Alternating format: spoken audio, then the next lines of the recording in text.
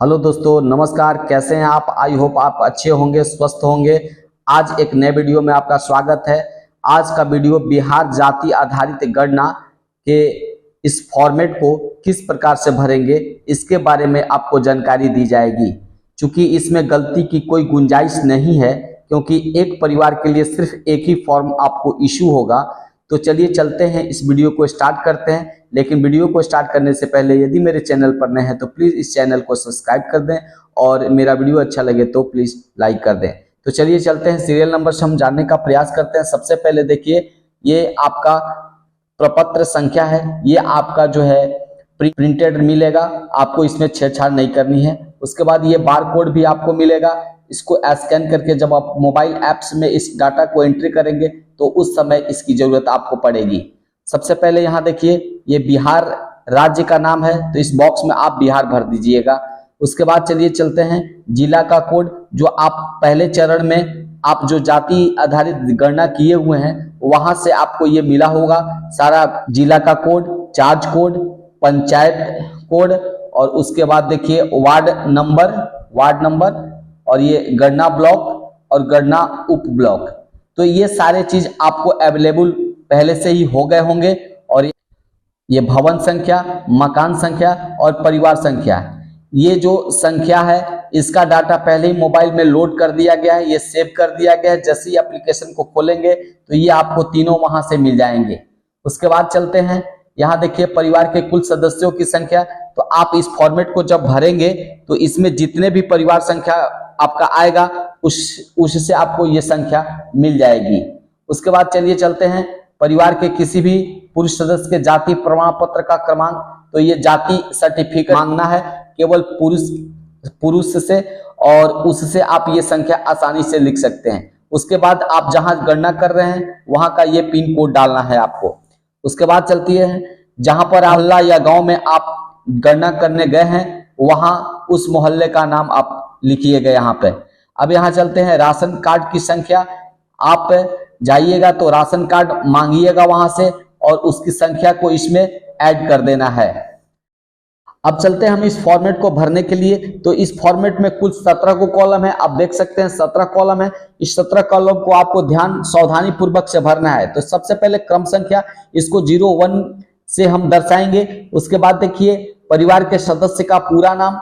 तो आप यहाँ सबसे जो पहले मुखिया हैं परिवार के, उसका नाम आप लिख सकते हैं। देखिए मैंने विजय सिंह लिख दिया है।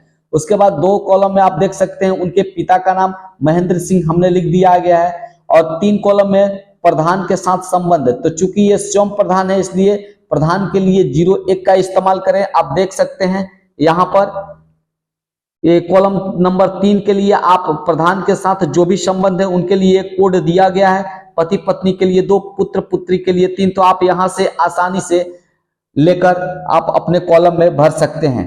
चलिए 4 नंबर पे आते हैं। तो 4 नंबर में जो उम्र है वह उम्र आपको लिख देना है। तो जो जितने साल का है उस उम्र को आप यहाँ 4 कॉलम में आप लिख सकते हैं। जैसे हमने लिखा है विजय सिंह की उम्र जो है वह 40 साल है, तो इसको 040 यहाँ पर इंपॉर्टेंट है। सबसे पहले 0 रखिए, उसके बाद 4, उसके बाद 0, तो यानी कि 40 साल के हैं।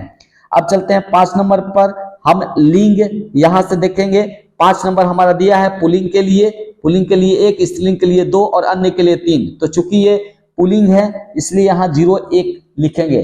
अब चलते हैं 5वें में, यहाँ वैवाहिक स्थिति लिखना है। यदि वे यहाँ से देखिए, यहाँ वैवाहिक स्थिति में आपका है, अविवाहित के लिए 1 है और विवाहित के लिए 2 है। तो हमने यहाँ पर 2 रख दिया, चूंकि यही की स्थिति इनका 2 हो गया।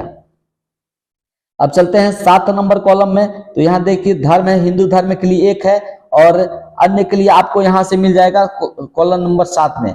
तो ये टोटल आपको जो है नीचे वो दिया हुआ है। यहाँ पर देखिए 8 नंबर में जिस जाति के हैं, ये सबसे इंपॉर्टेंट है, उस जाति का यहाँ नाम भी लिखिए और उनका कोड भी लिखिए। चूंकि ये जो जाति का कोड है यहाँ शिक्षक के द्वारा ये चीज प्रोवाइड करा दिया जाएगा कि कौन से जाति का कोड कौन सा है, तो इसमें कोई दिक्कत होने वाली नहीं है। अब चलते हैं शैक्षणिक योग्यता। तो शैक्षणिक योग्यता भी आपको ब्लॉक लेवल से प्रोवाइड करा दिया जाएगा। ये फॉर्मेट जब आपको मिलेगा तो आपको प्रोवाइड करा दिया जाएगा वहीं से। अब चलते हैं 10 नंबर में। तो 10 नंबर में देखिए आपका है कार्यकलाप, यानी आप क्या करते हैं। तो चूंकि ये मालिक अपना बिजनेस करते हैं तो यहाँ पर आपको मिल जाएंगे कार्यकलाप। 10 नंबर में देखिए आपको टोटल मिला के 15 को कार्यकलाप हैं, देख सकते हैं। यदि वे सरकारी नौकरी करते हैं तो 1, और यहाँ देखिए प्राइवेट नौकरी करते हैं तो 2, और अपना बिजनेस है तो 4। इस तरीके से देखिए विद्यार्थी के लिए 13 और गृहिणी के लिए 14, और कुछ नहीं यदि करते हैं तो उसके लिए 15 यूज करना है। तो आप यहां से आसानी से आप कॉलम नंबर 10 में लिख सकते हैं। अब 11 नंबर में देखिए यदि इनका पक्का का मकान है, पक्का मकान की 2 संख्या है तो 0 1 डालें, 1 है तो 2 डालें, वहां से आप लिख सकते हैं। देखिए 11 नंबर कॉलम में भी यहाँ पर आप यहां से कोड आप डाल सकते हैं। उसके बाद 12 नंबर पर चलते हैं। तो 12 नंबर में है कि यदि उस व्यक्ति को वहीं पर जहां आप सर्वे करने जा रहे हैं, ये देखिए 12 स्थिति में जहां आप सर्वे करने जा रहे हैं यदि वहां पर वह मौजूद है तो उसके लिए 0 1 कोड डालिएगा, और यदि वो बाहर है तो किस रीजन से बाहर है। तो यहां देखिए कॉलम नंबर 12 के लिए आपका पूरा कोड दिया हुआ है, इस कोड का आप उपयोग कर सकते हैं। अब चलते हैं 13 नंबर पर। यदि उसके पास कंप्यूटर या लैपटॉप है तो आप वहां पर लिख सकते हैं। 13 नंबर के लिए भी यहां पर देखिए आपका दिया हुआ है। यदि इंटरनेट के साथ कंप्यूटर है तो 1 लिखिए, और इंटरनेट के बिना है तो 2 लिखिए, और नहीं है तो 3 लिखिए। तो आप यहां से लिख सकते हैं। उसके बाद 14 नंबर में मोटर वाहन है। मोटर वाहन के लिए आप लिख सकते हैं यहां से। 14 नंबर में देखिए आपका मोटर वाहन के लिए दिया हुआ है, 2 पहिया के लिए 1, 3 पहिया के लिए 2, 4 पहिया के लिए 3, यहां से लिख सकते हैं। उसके बाद चलते हैं 15 नंबर। तो 15 नंबर में है कृषि भूमि। तो चूंकि ये जिसका हम सर्वे कर रहे हैं, चूंकि ये मालिक का जमीन होगा तो इसमें आप लिखेंगे यहां से 15 नंबर से। यदि उसके पास जमीन नहीं है तो 1 डालिएगा, और यदि वो 50 डिसमिल तक जमीन होगा तो 2 डालिएगा, 50 डिसमिल से ज्यादा होगा 1 एकड़ तक तो 3 डालिएगा। तो यहां से आप कोड आसानी से ले सकते हैं 15 नंबर के लिए। अब चलते हैं 16 नंबर।